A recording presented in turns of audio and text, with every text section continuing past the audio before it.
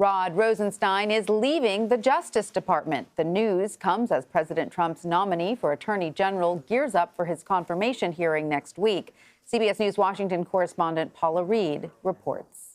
Deputy Attorney General Rod Rosenstein revealed he will step down once the president's Attorney General nominee William Barr is confirmed. Rosenstein is a key player in the Russia investigation, directly overseeing the work of special counsel Robert Mueller. Since appointing Mueller in May of 2017, he's been a target of the president's criticism.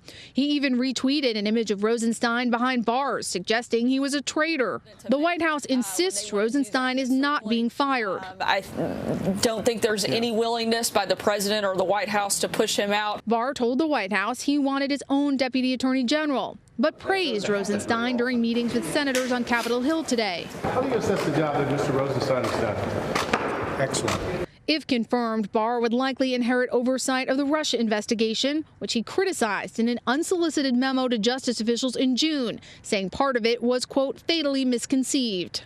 House Intelligence Committee Chairman Adam Schiff said the remarks are grounds for Barr to have to recuse himself from the high-stakes investigation. He's already expressed deeply prejudicial comments about the special counsel investigation. But Senator Lindsey Graham, a vocal supporter of the president, said Barr expressed confidence in Mueller during their meeting today. I asked Mr. Barr directly, do you think Mr. Mueller's on a witch hunt? He said no.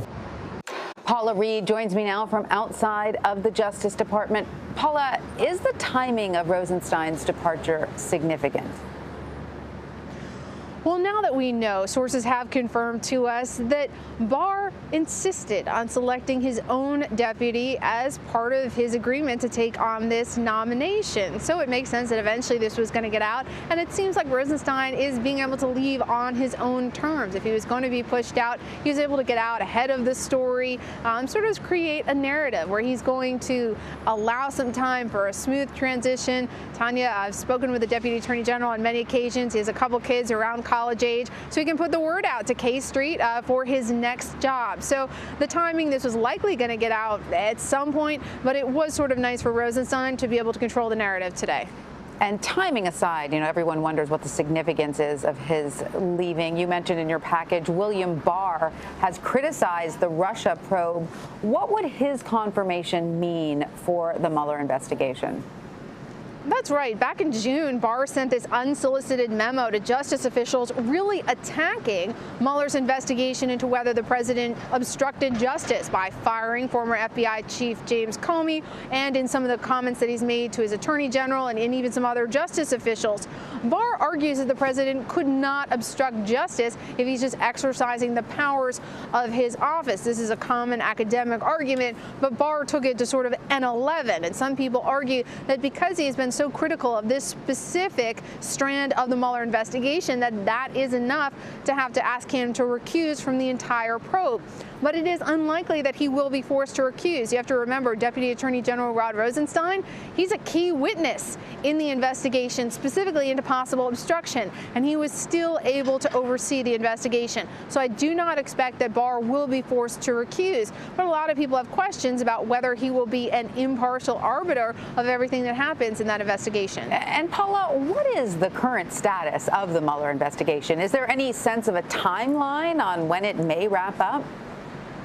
Well, there's only one person who knows that, and that is special counsel Robert Mueller. But we do know a few things. First of all, we know, Tanya, that the grand jury continues to hear from witnesses. We know that they've heard from many witnesses, evidence about Roger Stone. We know that the special counsel has reached out to Jerome Corsi about possible charges. So there are still potential additional indictments coming. It's also possible that neither one of those men will be charged. But the special counsel's office continues to exist until every discrete case is wrapped up.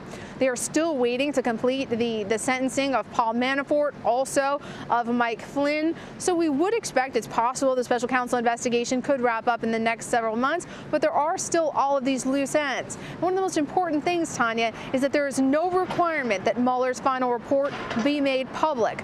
His only requirement is that he issues a final report to the Attorney General or Deputy Attorney General, and it's up to that person whether or not to pass any evidence of criminal wrongdoing off to Congress or make that report public. Now, the White House has signaled that it may try to block portions of this, but Democrats in Congress have said this absolutely will be released, even if they have to subpoena Special Counsel Robert Mueller. That's for sure. All right, Paula Reid at the Justice Department. Thank you.